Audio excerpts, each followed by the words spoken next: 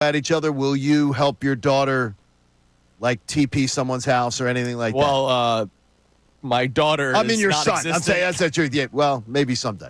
Would you help your kid? So. I'm just thinking back to, yes, I did participate in helping my child get involved in Spirit You enjoyed Week. bullying between the two schools. Children. That's cool. Between the two schools, yes. Yeah. So I was mischief last night. I just wish for more next time. I didn't even realize it was Halloween. Yeah, exactly. Mr. Connor Hot Dog costume for our YouTube audience. All right, so at least it was dry cleaned. Unfortunately, for everybody's mind, there's uneven amount of games in the NFL. So it's kind of hard to do the official. Hey, it's an extra game. I love it. No, I know. I'm talking about the official midway point show. The beauty of it for us, we could do it twice. We could do it today. We could do it next week. Just kidding. We're not going to do that. But we are at the unofficial midway point of the NFL season. Week 9 starts tonight, Thursday Night Football. Of course, the Eagles play Sunday against the Jags. It'll be their 8th game of the season, Week 9 of the NFL. Or the Jaguars, as I'm hearing on local television stations and on some on radio, too. Yeah, that one I don't get. Jaguars. So our question today to start the show at 610-632-0975, you can text in, you can call in, is what has been real about this Eagles team? And what do you think maybe is a little bit fluky about this Eagles team through the first half of the season? Look, it's a typical sports talk radio topic. We did this about the Phillies leading into the All-Star break. And if you remember, we actually hit on a lot of things. I think we hit on it, that they weren't going to play as well through the second half of the season because playing at that pace was just crazy to expect more of.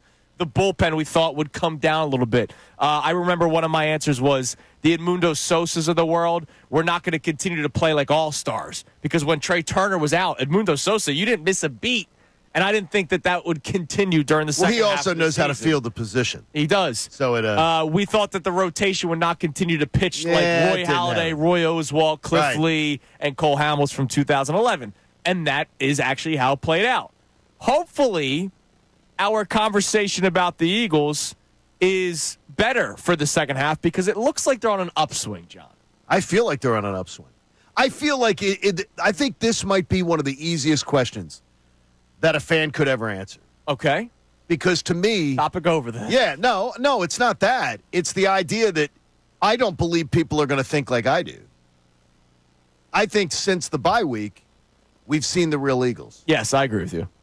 And there was a little bit of a ramp-up period. Don't want to offend anybody who's tired of hearing that term. There was a little bit of a ramp-up during the Cleveland game, and now we've seen 2 breakout efforts of this offense looking like it is. But I think a lot of people aren't going to buy into that assessment at all. So I think it will be more topic wide open because I believe that a lot of people think either it's been easier competition or this team is going to find a way to not find that sustainable. So do you think people are still hesitant? Yes. Oh, I absolutely do. And the one thing is I don't blame them for being hesitant. I don't think this team deserves any benefits of the doubt. I'm believing.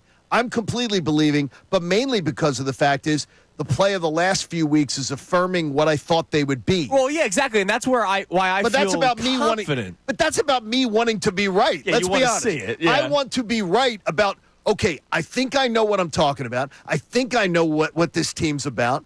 It's about me wanting to go, okay, that looks like the team that pretty much I've been telling everybody I thought they could be. I think there's a lot of people who will be hesitant, and you know what?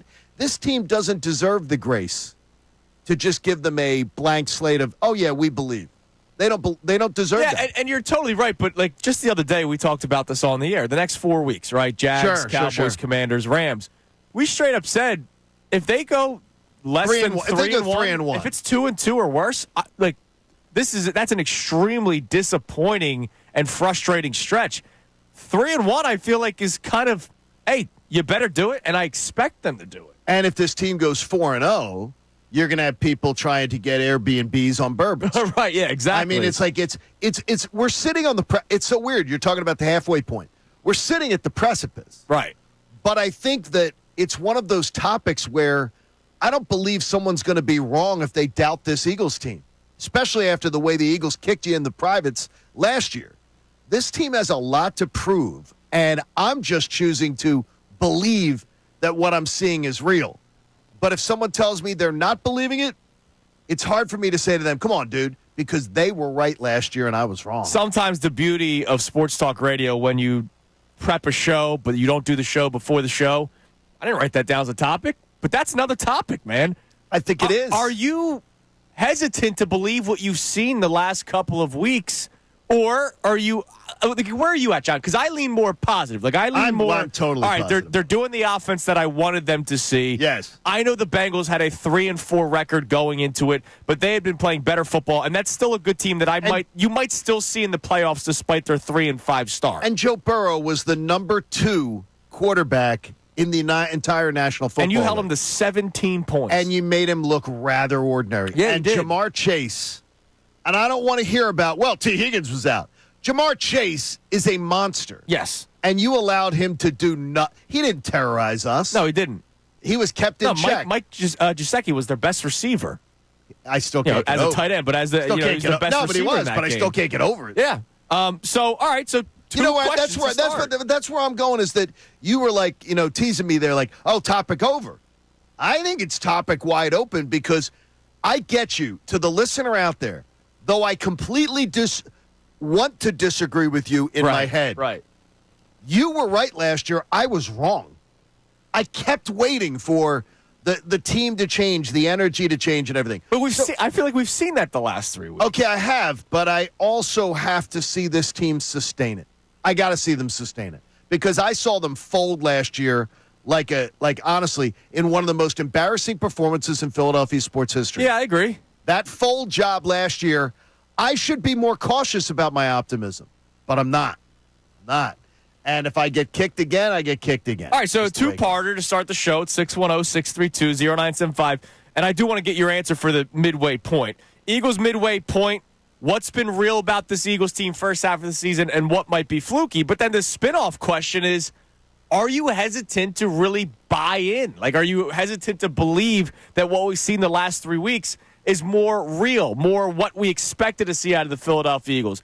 I'm not buying in to the point where I'm saying Super Bowl, and I haven't reached NFC Championship yet. I believe this team can get there, but I'm not going to sit here going, all right, they made the turn. They're going to be in the NFC Championship game come January. But over the last 3 weeks, you have to feel so much better about this football team. I do, because I really believe that, like, all of a sudden I go, okay, now that looks like the team that I expected them to be all year long. But then I say to myself, why weren't they? Now, the A.J. Brown injury is a major part, I believe, of the equation of why they looked so bad. Yes. But this head coach managing to get in his own way is also part of my equation. The fact that he can, at any time, have a legitimate, mental breakdown and look look unhinged and feel the need to, lose his way. I don't trust Nick Sirianni. Okay. By any stretch of the imagination. Do I trust him? All right. I would find him incredible. If I was his boss, if I was Jeffrey Lurie, I would find him incredibly frustrating. Connor? Because I don't know what he's going to bring to the table on a given day. We didn't plan to do this show, right? Okay. The plan was Eagles midway point, what's been real, what's been not, and we'll discuss that. But it spins. When you hear John say that there might be people, including, it kind of sounds like yourself, you need to see a little bit more, which is fair. I need to see more, yeah. That there might be people that are hesitant to be like, all right, we're starting to see that football team. I'm shocked that it was even brought up because I didn't even think about it. Where are you? I'm not really thinking about last year, and I'm not really thinking about, we have to still see more from this football team before I believe they're heading in the right direction. I'm not here saying division champion, no doubt. I'm not here saying Super Bowl. But to see what they've done the last couple weeks, they're, to me, decidedly heading in the right direction. Now, all the stuff that we've gone through this year, think about everything. The Nick Sirianni breakdown, the injury games, Jalen Hurts turnover issues, all of the questions we've had about this team. They're 5-2. They're a winning football team, even with that stuff built in there. So if they've cleaned up even a little bit those issues the rest of the way, they're going to be a significantly plus 500 football team and probably a pretty darn good one. So what is their ceiling? That's still absolutely in question. And if your questions on that come from, I don't know what the head coach is. I think it's fair to say ceiling is still Super Bowl. Oh, I absolutely do. We said it before the season started. We're not saying things have this to is break the floor. we're saying ceiling. Like, they can get the Carolina Panthers ceiling is not the Super Bowl, right? The Eagles ceiling is the Super Bowl. If you tell me the Eagles are a 2 or a 3 seed, I absolutely think Super Bowl's completely in play. Yeah, we're not saying Super Bowl or bust, but it's a ceiling. If you tell me the Eagles are a wild card, I do not believe it. If you tell me the Eagles aren't getting a home playoff game, I do not believe they're. I don't believe. Right, I don't believe New Orleans would be in play. Right. I don't know what they're going to be, is my point. Like, I can't confidently say this is the team we're going to see the rest of the way. But I can confidently say that they're heading in the right direction at this point in the season. That's all you can really ask for at this point. Okay. So I want you guys to answer the question, the midway point discussion. What's been real? What's been fluky? I'll say what's been absolutely real and what should continue to be real is the ground game with this football team. Yeah. I mean, like, that wasn't fluky.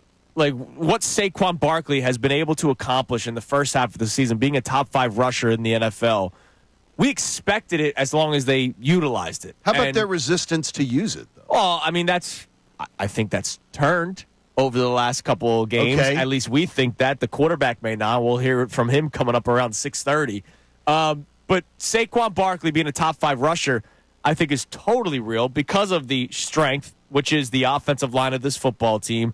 You heard the little open that we have before the show starts. The trenches is what this organization has believed in for 25 years. So, of course, the offensive line is going to be good. Saquon Barkley, the beast that he is in the backfield.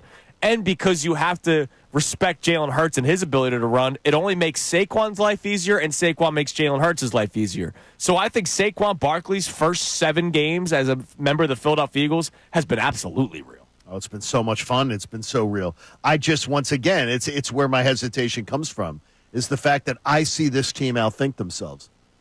When Nick Sirianni's in charge, the obvious is not the right answer. Hey, Nick, here's a staircase that leads us right out to the first floor. We're on the second floor landing. No, let's wait for the elevator. Well, why are we waiting for the elevator? Let's just wait. The obvious choice for him is never simple. I agree. And that concerns me. But that doesn't mean that the ground concerns game, me for a leader, though. If Nick Sirianni changes the offense, it doesn't mean the ground game's still, like, I think if they went back to running the football, it would work. That's what I'm trying to say. Okay, I got you. Like, Saquon's first half was not fluky in terms of success. They're playing the Jags Sunday. The Jags are a team that's bad against the pass. Horrendous against the pass. So what's going to happen? We'll see. That's the kind of thing. I don't know what game plan they come out with. Connor? How it's going to go. What do you believe has been real through the first half of the season? I'm going to go back to my guy, man. I'm going to be talking about this dude for the next 15 years. Quinyon Mitchell is as real as it gets. That dude is a straight-up cornerback one. Don't ask Joe Banner league. that question. I don't care about Joe Banner. Joe Banner can talk whatever he wants to. Quinyon Mitchell is the real deal, and the Eagles' top draft pick this year, they absolutely nailed it. Oh, by the way, the Eagles' top draft pick the past 2 years, they've absolutely nailed, because Jalen Carter we knew was real from last year.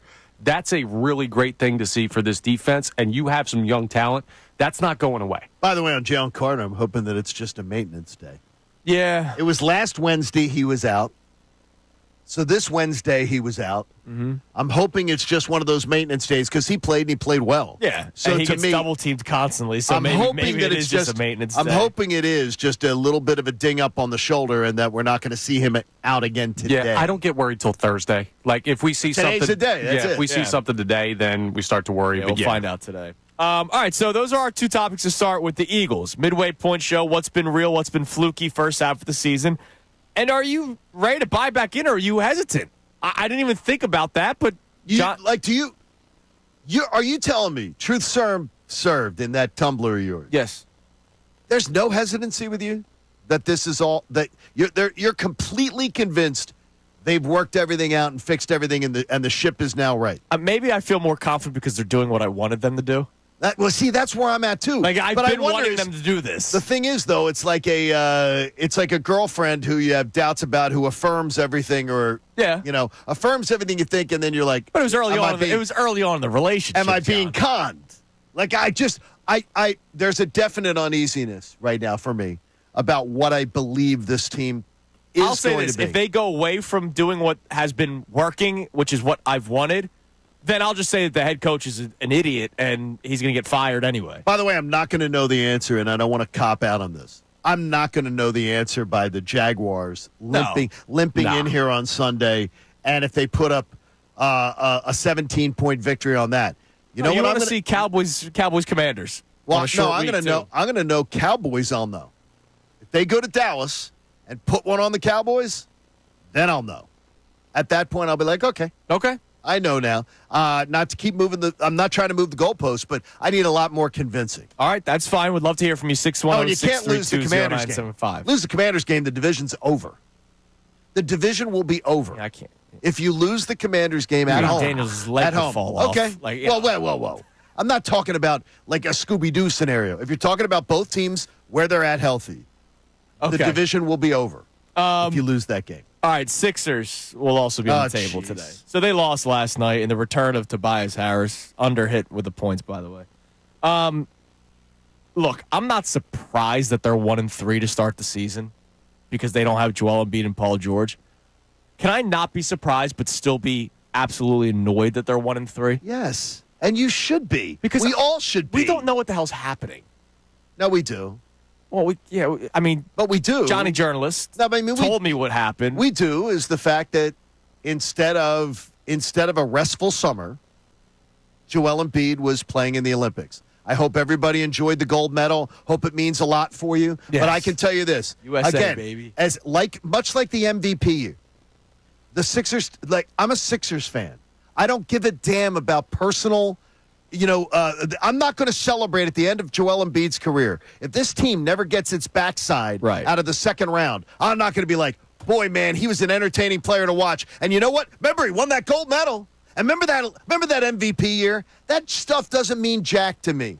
I root for Laundry. No, you're going to look back root at it for with Laundry. disappointment because That's a wasted because they opportunity. did have the talent They with did. him, but they never accomplished anything as a team. And much of that is him. yeah, no, His you're not inability to conduct himself like a professional when he was starting out his career. Right. His inability to put in the time to condition himself and to do the right things in his career. A lot of that is on him. You're right. And I watched that game yesterday, and they have the lead after the first quarter, and you're going, all right, you're playing a bad Pistons team. Like, probably not going to blow them out, but you should win this basketball game. And then the first quarter comes to an end, and they get outscored 32-19 in the second. That was terrible. And 31-22 in the third. And you're coming out, you're going in the fourth quarter like, this game's over. And it's just, there's no juice. enjoyment watching this Sixers team. Like, I get it. Tyrese Maxey dropped 32 yesterday, and he's a joy to watch. But it gets to a point where you go, all right, great. Empty 32 points. Like, they lost to the Pistons. It's not like he went 32 against the Nuggets. And you go, wow, that's really cool. Imagine when Embiid and Paul George are back, what they could do. It was to the Pistons. And you lost by 10. There's no excuse for it. There's no life. You had no life. No, and there's no life in that building right now. Because why would there be? You don't have Embiid and you don't have Paul George. So I'm sitting here today saying I'm not surprised.